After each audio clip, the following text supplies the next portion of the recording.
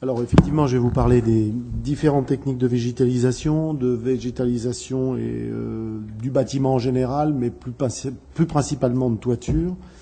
Tout d'abord, donc, je représente l'Adivette. En quelques mots, l'Adivette, c'est une association qui a été créée donc il y a 13 ans maintenant, qui a pour objet de faire la promotion des toitures et des façades végétalisées en France. Les façades, c'est un peu plus récent, ça fait 2 ou 3 ans qu'un groupe de travail s'est créé au sein de l'association. Mais parce que proportionnellement, effectivement, si on ramène ça au mètre carré, même si les façades sont souvent vues facilement, elles sont beaucoup moins nombreuses que les toitures aujourd'hui.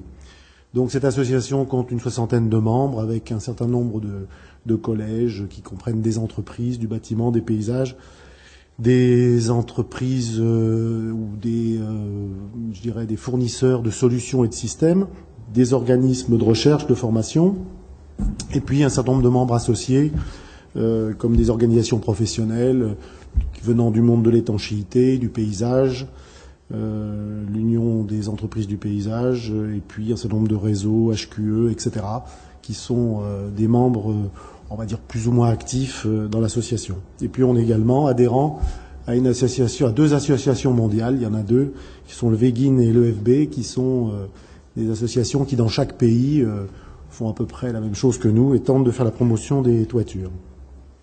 Alors l'objectif pour cette association, c'est de représenter le secteur, les entreprises, de promouvoir la végétalisation du bâtiment d'une manière générale, d'essayer de développer des incitations réglementaires, économiques, et puis aussi de lever des obstacles pour la mise en place notamment des toitures végétalisées.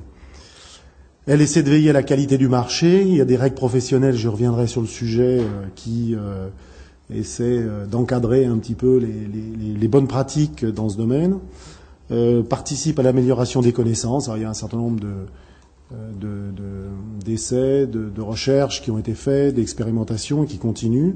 Et puis on essaie plus ou moins, ça c'est un objectif à plus ou moins long terme, de professionnaliser les acteurs en assurant de la formation pour le compte de tous les professionnels de cette filière qui souhaitent mieux connaître les solutions et les systèmes. Alors la végétalisation notamment des toitures, c'est une technique très ancienne, mais qu'on considère aujourd'hui qui est pleine d'avenir, puisque dans pas la nuit des temps, mais disons si on remonte dans un passé un peu plus ancien, on cite toujours quelques exemples du type chalet norvégien ou des habitats traditionnels dans certains pays, où la végétalisation de la toiture, alors elle n'avait pas de fonction purement écologique, c'était simplement de protéger l'habitat sur le plan thermique notamment, et puis quelquefois par rapport à l'étanchéité du toit lui-même.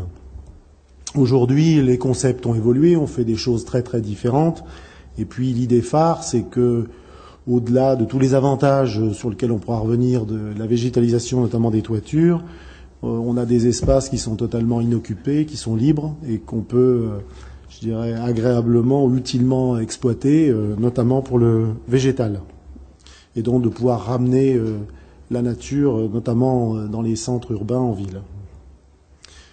Alors, il y a quelques chiffres qui existent sur ce qui s'est passé sur ces 10-15 dernières années en France, et ça montre que c'est un marché qui s'est vraiment développé récemment. Si on démarre en 2002, c'est les premiers chiffres qui ont été collectés au début par l'association. Il se faisait à peu près 50 000 mètres carrés par an sur le territoire français, et on a en 2010 ou 2011 franchi la barre du 1 million de mètres carrés chaque année. Donc c'est vraiment un marché qui a explosé en l'espace d'une dizaine d'années. On voit que depuis quelques années, 2-3 ans, il s'est stabilisé, voire un peu régressé. Alors bon, la crise de la construction est passée par là. Et donc ce chiffre d'1 million est probablement à majorer encore un peu parce que, évidemment, l'association ne regroupe pas tous les acteurs de la profession. Et on peut estimer qu'il y a à peu près 20 ou 25% des toitures qui ne sont pas comptabilisées dans ces chiffres.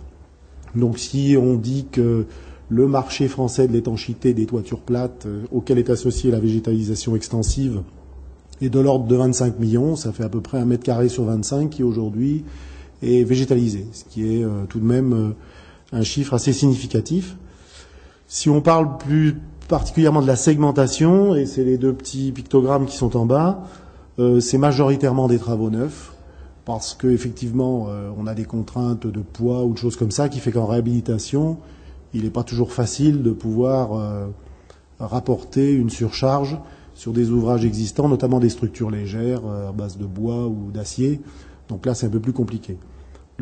Ces chiffres 90-10 sont des ordres de grandeur parce qu'on n'a pas de choses très très très précises. Quant à la répartition des surfaces, 3/4 pour le public, 1/4 pour le privé. Si j'avais fait cette intervention il y a 7 ou 8 ans, on était à 90-10. Aujourd'hui, progressivement, il se fait un peu plus de choses dans le privé, mais le marché public, la construction publique reste tout de même majoritaire.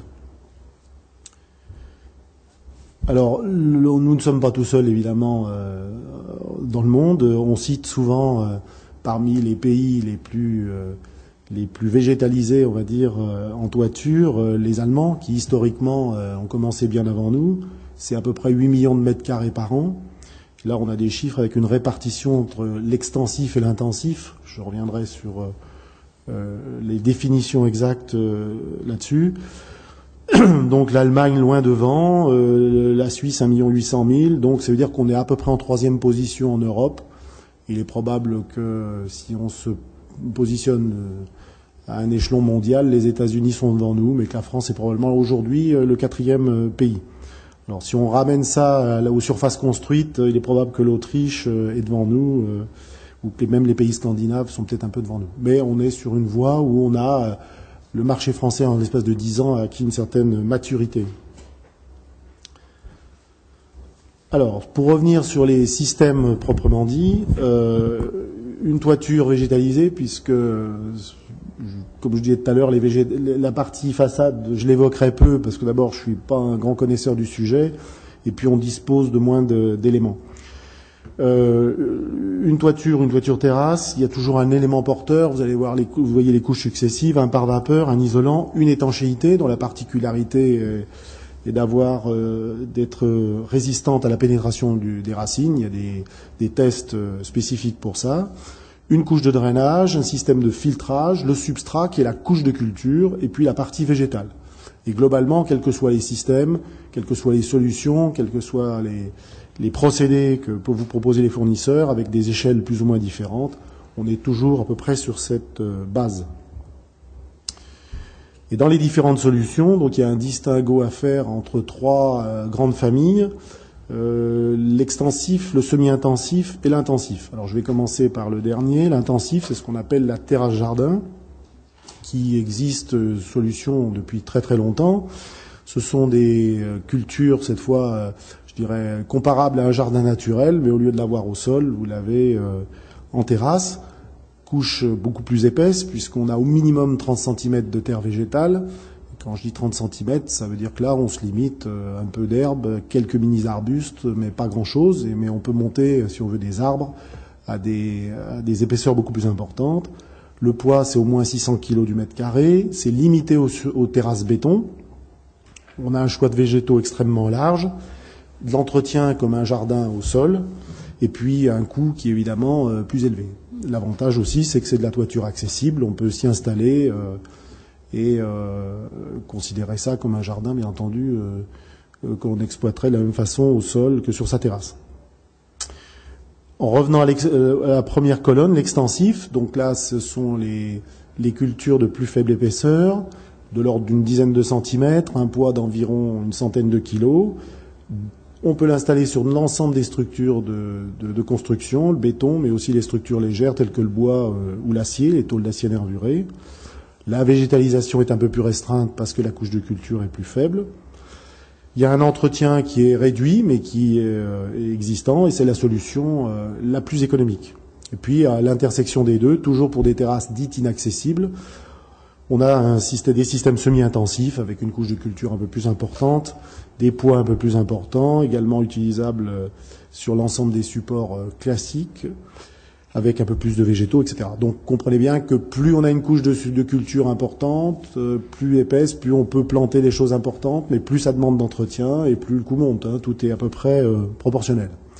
Alors, le marché qui s'est fortement développé dans les dernières années, c'est évidemment les toitures extensives, avec des substrats ou des couches de culture d'épaisseur réduite, avec des poids réduits. C'est surtout cette partie-là qui s'est fortement développée. Un mot sur les végétaux eux-mêmes. En règle générale, ça a été évoqué tout à l'heure, beaucoup de sédum dans les végétalisations extensives.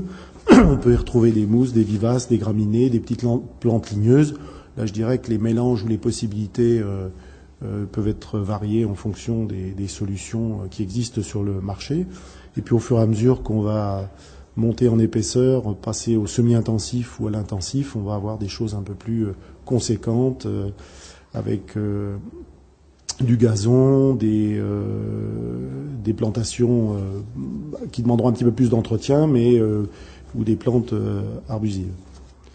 Et puis en végétalisation intensive, on dirait qu'il n'y a pratiquement pas de limites, les limites se situant notamment avec des plantes qui sont proscrites ou des végétaux proscrites parce que les racines peuvent être perforantes ou dangereuses pour le complexe d'étanchéité notamment. Au niveau de l'entretien, c'est quelque chose que j'aborde très rapidement parce que ça sera repris tout à l'heure. Effectivement, le couvert végétal d'une solution extensive demande un entretien plus réduit et pour la végétalisation extensive, à l'autre extrême, c'est l'entretien d'un jardin au sol. Il y a un point particulier qui concerne l'arrosage. Il n'est pas indispensable, sauf dans certaines régions, pour la partie extensive, alors qu'il devient pratiquement systématique en semi-intensif et vraiment obligatoire ou très conseillé pour l'intensif, avec des limites de pente pour chacun des systèmes. Les règles professionnelles définissent notamment les dispositions à prendre lorsqu'il y a des toitures avec des pentes. Et les règles professionnelles aujourd'hui qui existent visent les toitures jusqu'à des pentes de 20%. Il y a des systèmes qui permettent d'aller au-delà, mais c'est plus des études au coup par cas par chacun des fournisseurs. Alors, pour redéfinir le complexe, il existe des éléments porteurs, donc en maçonnerie, tôle d'acier nervuré, bois ou panneaux dérivés du bois. Pour les contraintes, l'isolant thermique, il y a des contraintes de résistance à la compression. Alors, c'est la classe C, classiquement, pour les gens qui connaissent le domaine. Et les étanchéités doivent résister à la pénétration des racines. Il y a 3 grandes familles d'étanchéités qu'on utilise dans ce domaine. Les feuilles à base de bitume armé, les membranes synthétiques ou l'asphalte. Et puis ensuite vient le complexe végétal qui se compose, lui, toujours donc le premier élément, c'est une couche drainante. Cette couche drainante, elle a pour fonction d'évacuer tous les excès en eau qui pourraient se trouver sur la toiture, de façon à faciliter l'écoulement vers le réseau d'eau pluviale. Alors les stagnations d'eau sur les toitures terrasses ne sont pas toujours souhaitées, d'abord pour des problèmes de surcharge, et puis ils peuvent faire des dommages aux plantations, aux cultures. Les racines peuvent être asphyxiées ou pourrir, etc. Alors quand on a des toitures avec un peu de pente, en général, le drainage est très léger. C'est surtout si on a des toitures avec des pentes nulles, notamment les terrasses béton. Il faut être vigilant et avoir un drainage qui soit efficace. Puis le stockage d'eau peut aussi, si on a de la rétention d'eau sur une toiture, favoriser le développement de plantes dites parasites qui viendraient plus facilement s'installer. En dessus de cette couche de drainage, un système de filtrage qui évite que les particules qui sont contenues dans le substrat aillent se disperser ou colmatent les couches de drainage. Donc on la pose entre la couche de culture, notamment le substrat, et on la pose sur la couche de culture. Non, entre le drainage, pardon, et la couche de culture. Et en général, ce sont des géotextiles ou des produits de ce type qui servent un peu de filtre. Donc son rôle est d'éviter la rétention d'eau. Elle permet, la couche de culture, qui a là effectivement toute son importance, c'est elle qui va permettre le bon développement des végétaux qui vont, sur le plan racinaire, s'implanter dans cette couche de substrat. En général, ce sont des produits relativement légers. Globalement, on va trouver de la roche volcanique type lave, pouzzolane, quelques autres produits, de la zéolite, de la pierre ponce, etc. Et puis quelquefois des éléments nutritifs qui peuvent être pas forcément minérales, mais d'ordre du végétal. Donc il existe des mélanges spécifiques de substrats pour les toitures terrasses, spécifiquement adaptés à cette utilisation. Donc les épaisseurs, selon le type de végétalisation, vous voyez, varient en fonction de la nature de la toiture sur laquelle on va se trouver. Alors la couche de culture dont j'évoquais le contenu, on la retrouve ici, donc les particules de lave, pierre ponce, etc. Une granulométrie entre 4, 6, voire 10 mm, matière organique, un peu de tourbe ou de compost, et au niveau de la mise en œuvre, elle peut se faire soit manuellement, vous avez là 2 exemples avec des systèmes de big bag pour les installer sur les toits, et puis il existe des systèmes où on peut pulser, souffler le substrat sur les toitures avec des systèmes de camions silos.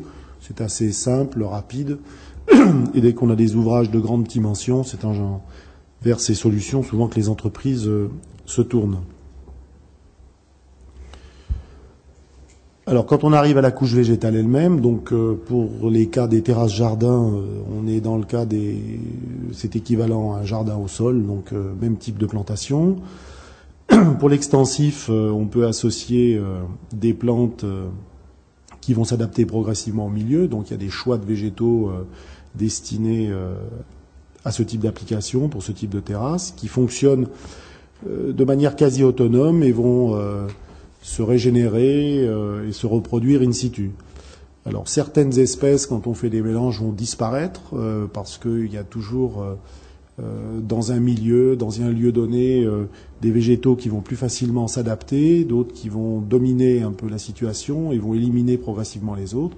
Mais on peut faire la même toiture terrasse aujourd'hui à Lyon et puis à 500 km avec exactement les mêmes mélanges ou les mêmes plantations et on n'aura pas forcément le résultat. On est vraiment dans ces cas-là avec des solutions qui sont proches de jardins naturels et c'est les espèces qui vont mieux s'adapter à l'environnement ambiant qui vont coloniser l'ouvrage. La capacité et les caractéristiques de ces végétaux de toiture, c'est notamment leur aptitude à bien couvrir le sol. Ce sont des plantes tapissantes. L'exemple qui était donné des sédums est la plantation la plus courante. Ils ont une bonne capacité d'autorégénération et puis de résister à des climats difficiles, gel, vent, sécheresse. Quand on a des périodes comme en ce moment, il est important que les végétaux, qui sont notamment des plantes succulentes, vont pouvoir tout doucement se mettre un peu en réserve et repartir lorsqu'il y aura une irrigation suffisante. Alors dans les catégories de végétaux qu'on va retrouver, donc les dominants sont souvent les sédums, donc des fameuses plantes succulentes, quelques vivaces, on peut retrouver des œillets par exemple, des plantes bulbeuses, des iris, les fétuques, et puis quelques plantes ligneuses à petit développement. L'objectif en toiture végétalisée extensive, c'est pas d'avoir quelque chose qui va se développer, pousser de manière anarchique, avec un développement qui nécessiterait un entretien énorme. En général, ces végétaux se limitent à une vingtaine de centimètres de hauteur en période, je dirais, la plus propice, mais ne dépassent rarement ces hauteurs lorsqu'on est vraiment sur des solutions extensives. Alors, dans les sédums, qui sont les produits, enfin les végétaux les plus connus, ils font partie de la famille des Crassulacées. Alors, je suis pas le spécialiste du végétal, mais pour ceux qui connaissent, il existe au moins 400 espèces de sédums. Ce sont des produits, enfin des végétaux qui sont très résistants, qu'on retrouve notamment dans le climat méditerranéen, qui peuvent vivre ou survivre dans la rocaille, etc., et qui peuvent vivre ou survivre avec des apports d'eau relativement réduits. C'est aussi, comme on disait tout à l'heure, il y a des zones où il est impératif d'arroser les toitures, mais il est important que si dans certaines régions l'arrosage est obligatoire, si dans d'autres on peut s'en passer, qu'on peut faire effectivement des économies d'eau parce que l'eau potable peut avoir d'autres usages que l'arrosage des toitures terrasses. Donc parmi les sédums les plus répandus, le sédum album, floriferum, réflexum sexangulaire, etc. Donc vous avez quelques photos ici qui montrent un peu l'aspect de ces sédums. Alors, pour la conception d'une toiture végétalisée, il y a un certain nombre d'éléments à prendre en compte. La localisation géographique et climatique de la toiture, le lieu où vous vous trouvez, les dispositions de la toiture végétalisée dans la construction, les zones d'ombre, les zones où on va se retrouver face à des parois vitrées, donc des choses comme ça qui vont renvoyer des fortes températures, les contraintes d'accès pour la toiture, la pente qui est un élément très important, la surcharge admissible, effectivement. Une toiture végétale a un poids, elle a un poids sec, mais elle a aussi un poids à saturation d'eau, et c'est celui-ci qui est à prendre en compte lorsqu'on a des problèmes de surcharge. Les conditions d'accessibilité, il faut que, même si les toitures végétalisées extensibles ne sont pas qualifiées d'accessibles en tant que telles, elles doivent l'être au minimum pour l'entretien. L'approche paysagère, c'est-à-dire l'attente finale du maître d'ouvrage pour savoir quelles sont ces attentes en termes d'aspect et de type de végétaux. Le niveau d'entretien envisagé, parce que d'une toiture à l'autre, l'entretien n'est pas le même, mais les toitures sans entretien, ça n'existe pas en toiture végétalisée. Les toitures, en principe, doivent être toutes entretenues, même avec une étanchéité, mais encore plus lorsqu'on a un peu de végétalisation. Et puis aussi, les contraintes budgétaires, puisque ça fait partie des critères qui peuvent être décisifs.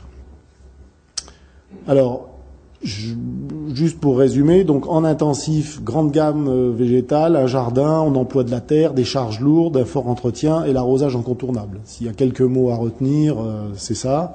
Le semi-intensif qui est l'intermédiaire pour des toitures inaccessibles, la gamme végétale est plus large. On emploie des substrats par contre spécifiques, c'est plus de la terre végétale. On a un peu d'entretien mais un peu moins que dans une terrasse classique. Puis lorsqu'on est en extensif, là, la gamme végétale est plus limitée, le poids est également plus léger, l'entretien est plus réduit, et on peut avoir de l'arrosage en fonction de la zone où on va installer ces toitures. Alors, la problématique de l'arrosage, l'un des critères, c'est d'abord la zone géographique. Ici, il y a une carte de France qui a été dressée par un certain nombre, par notamment la DIVET, mais un certain nombre d'organismes ou de gens qui travaillent sur le sujet. Et cette carte a été revue il y a quelques années et on est remonté un petit peu au nord. Dans ces régions, l'arrosage est obligatoire. Alors par exemple, on a un problème à Lyon, c'est que si on va à l'île d'Abo, il est obligatoire. Si on est à Saint-Priest, à quelques kilomètres, il n'y est pas. Bon, il y a bien des limites.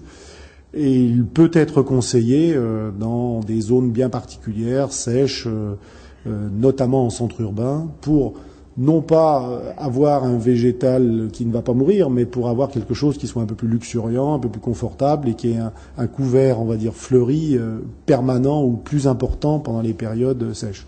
Ce qui ne veut pas dire que la végétalisation va totalement disparaître s'il n'y a pas d'arrosage dans des régions comme ici.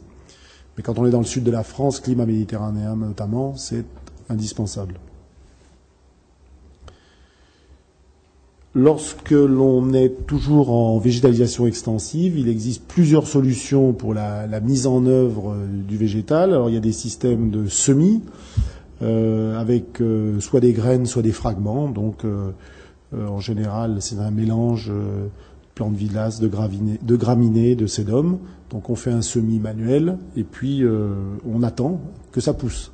Et en gros, pour avoir un couvert végétal satisfaisant, c'est entre une ou deux années en fonction du type de semis qui a été réalisé. Les garanties qui sont généralement données sur deux résultats veulent qu'au bout de 2 ans, on ait un couvert végétal entre 70 et 80%. Si c'est le cas, ces plantes étant tapissantes, c'est en général gagné. Il existe des solutions d'ensemencement hydraulique. Alors, on mélange des semis ou des semences avec des cols qui sont des colloïdes, qui sont des cols solubles à l'eau, qui sont sur le plan environnemental tout à fait saines.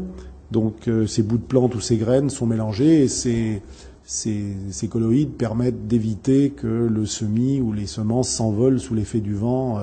Si vous avez un gros coup de vent le lendemain le jour où vous avez semé, effectivement, vous pouvez tout retrouver en bas, ce qui peut être gênant. Donc c'est un accélérateur également de germination.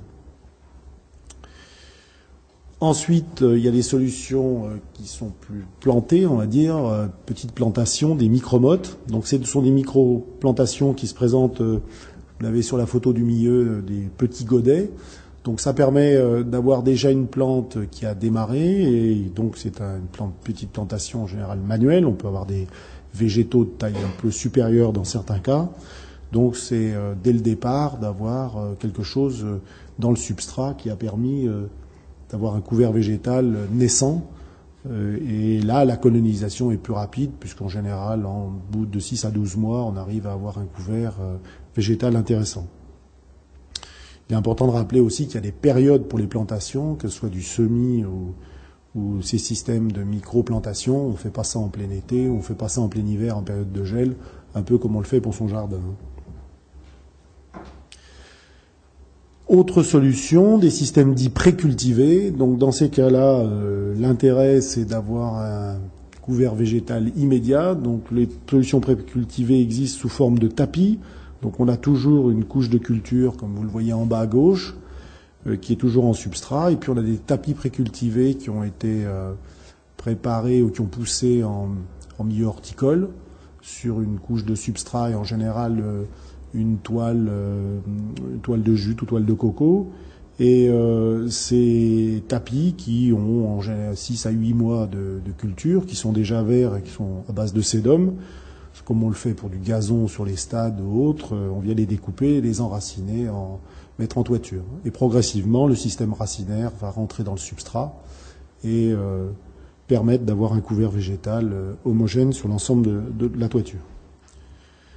Le même principe existe avec des cassettes ou des bacs précultivés, où dans le bac précultivé, directement sur le système d'étanchéité, ces bacs qui s'imbriquent un peu à la façon d'un puzzle les uns entre les uns aux autres, sont composés d'un système de drainage, de substrat et du végétal. Donc en milieu horticole également, entre 6, 8, 10 mois de culture, et sont installés sur le toit directement. Donc là, l'intérêt est d'avoir une toiture verte végétalisée immédiatement. Alors en général, dans la progression, les tarifs sont à peu près dans les solutions cassettes probablement les plus élevés. Les systèmes de semis qui sont les plus simples, les plus rudimentaires, sont les moins onéreux. Mais pour chaque cas de figure, selon la taille du chantier, selon le type d'aspect recherché, il peut y avoir des adaptations ou des ouvrages qui sont plus faits pour recevoir tel ou tel système. D'ailleurs, dans le petit tableau qui est ici, pour la conception et l'installation, on évoque donc les taux de recouvrement en fonction de l'entretien, en fonction du mode de mise en œuvre. Alors on met en œuvre en période, j'évoquais pas de sécheresse ou de gel, en fonction des zones climatiques évidemment, mais l'idéal c'est de faire ça au printemps ou en automne. Et pour chacun de ces systèmes, vous voyez qu'il y a un taux de couvert végétal qui figure dans les règles professionnelles, qui est le taux qui sera atteint à minima à cette date-là.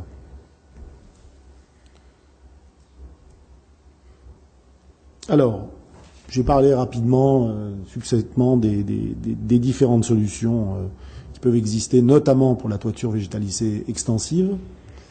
Le deuxième volet de mon propos est plutôt tourné vers le contexte réglementaire et les responsabilités, ce que m'avait été demandé. Donc sur ce sujet, quand on fait l'étanchéité de toiture-terrasse, quand on fait les ouvrages de toiture-terrasse, on est soumis en France pour tous les ouvrages à des règles de la construction et de l'habitat qui notamment datent de la loi Spinetta de 1978, et en vertu de quoi la présomption de responsabilité qui leur incombe, les constructeurs doivent une garantie de 10 ans à compter de la réception des travaux contre les désordres graves qui compromettent la solidité de l'ouvrage, et notamment pour ce qui concerne les toitures, qui la rendraient impropre à sa destination. Donc clairement, c'est les fuites d'étanchéité, puisque sous un complexe de végétalisation en toiture, on a toujours une étanchéité. Donc le constructeur, c'est l'entreprise, et l'entreprise se doit d'être assurée pour lorsqu'elle fait des ouvrages de ce type, pouvoir garantir ses travaux. Alors la conception des toitures végétalisées, évidemment, rentre dans cette règle et s'appuie sur un certain nombre de normes, de DTU, de règles professionnelles, d'avis techniques, d'ATEX, d'enquêtes de techniques nouvelles, et j'en passe sûrement. On est dans un monde qui est celui du bâtiment et qui est très réglementé. Donc c'est un peu la difficulté. On est au carrefour de deux grandes activités, l'une bâtiment, l'autre végétale. Il faut essayer de trouver des compromis pour que chacun puisse trouver sa place. Alors pour ce qui est de la végétalisation, qui est une technique finalement assez récente, si on parle de l'extensif, il n'y a pas de DTU spécifique encore aujourd'hui. Ça mettra encore sans doute quelques années, parce que les DTU qui constituent les règles de l'art, ils existent pour les supports d'étanchéité, c'est-à-dire qu'il y a 4 grandes familles, pour tout ce qui est maçonnerie, les bacs acier, les étanchéités de toiture sur bois, et puis il y en a un spécifique pour les travaux de réfection qui régissent, qui fixent les règles de réalisation des étanchéités sur ces ouvrages. Étanchéités qui peuvent être évidemment associées à de la végétalisation. Alors en général, les fabricants ou fournisseurs de systèmes disposent, eux, de documents qui sont validés. Alors il y a les avis techniques du CSTB, alors qui sont aujourd'hui plutôt des DTA, ça c'est documents techniques d'application. Il existe des systèmes où on peut avoir des ATEX, appréciation technique d'expérimentation, et puis les enquêtes de techniques nouvelles, qui sont généralement visées par des contrôleurs techniques. Alors au sein de ça, il existe donc les règles professionnelles des toitures végétalisées. Alors ce sont des documents qui sont mis au point ou utilisés dans les secteurs d'activité dits mineurs ou innovants, et on est plutôt dans ce domaine-là pour la végétalisation où il n'y a pas de DTU qui existe. Bon, il faut bien se raccrocher à quelque chose, et donc les acteurs de la profession en général se regroupent pour essayer d'édicter des règles de bonne conduite, donc ou de bonnes pratiques, donc comme c'est le cas pour les toitures végétalisées. Donc ça permet de combler le vide des textes réglementaires en matière d'étanchéité avec végétalisation. Donc il existe des règles qui sont accessibles sur le site de l'Adivet, sur d'autres adivet.org, elles sont librement téléchargeables, elles sont mises à disposition, et donc les signataires de ces documents sont l'Adivet, la Chambre syndicale française de l'étanchéité, l'UNEP, qui est l'Union nationale des entreprises du paysage, et le SNPPA qui s'occupe des profilés en acier. C'est la deuxième version qui date de 2007. Il y a une refonte qui est en cours et on peut espérer peut-être qu'à la fin de l'année ou début 2016, la nouvelle, l'édition numéro 3 sera disponible. Alors le respect des règles professionnelles, c'est pas une obligation en soi, mais ça permet d'être couvert par les assurances, ce qui n'est pas négligeable. Et en termes de conception et de réalisation, effectivement, s'il y a un litige, les assureurs ont besoin de se raccrocher à des documents, à un certain nombre de choses, et en général, s'il n'y a pas d'autres documents, les règles professionnelles font foi, et ce sont les documents qui font référence. Donc il est toujours préférable d'utiliser des produits et matériaux qui bénéficient d'un référentiel technique et qui respectent ces règles professionnelles. Alors en termes d'assurance et de responsabilité, l'entreprise d'étanchéité elle est responsable pendant 10 ans du bon fonctionnement de l'étanchéité. Elle doit être assurée, c'est obligatoire. De plus, en présence de désordre à l'ouvrage pendant cette période, elle est présumée responsable. Jusqu'à preuve du contraire, sa responsabilité peut être engagée. Donc lorsqu'il y a un système de végétalisation sur une toiture, en extensif ou en semi-intensif, la végétalisation est considérée comme la protection de l'étanchéité. Au même titre qu'il y a des terrasses sous gravier, où le gravier constitue la protection de l'étanchéité, là, c'est le végétal. Ce n'est pas le cas pour les terrasses jardins, qui sont complètement différenciées, où uniquement la couche drainante est considérée comme la protection. Donc là, il y a une séparation dans la définition qui fait que dans un cas, c'est la protection de l'étanchéité, dans l'autre, pour le jardin, ce n'est pas la même chose. Donc dans ces conditions, la végétalisation extensive ou semi-intensive fait partie intégrante du complexe, et les travaux doivent être idéalement réalisés soit par l'entreprise d'étanchéité, soit sous sa responsabilité, soit sous-traitance ou co-traitance. Ça veut dire que si vous êtes dans un projet où l'entreprise d'étanchéité réalise le végétal, elle en a la complète et pleine entière responsabilité. Si les lots sont séparés, il faut s'assurer que chaque entreprise dispose d'une garantie décennale. Si vous faites appel à un paysagiste, il peut prendre la responsabilité des risques ou des dommages qui feraient peser à l'étanchéité, au cas où, lors de la mise en œuvre du système végétal, si les lots sont séparés, il dégradait, pour X raisons, le complexe. Donc c'est aujourd'hui, sur le plan des habitudes, un choix à faire pour être sûr qu'on soit bien couvert et que le maître d'ouvrage ait toutes les garanties par rapport à la prestation qu'il demandera à la ou aux entreprises. Alors, la végétation elle-même, il n'y a pas de garantie réglementaire et obligatoire, c'est clair, hein, il n'y a pas d'obligation.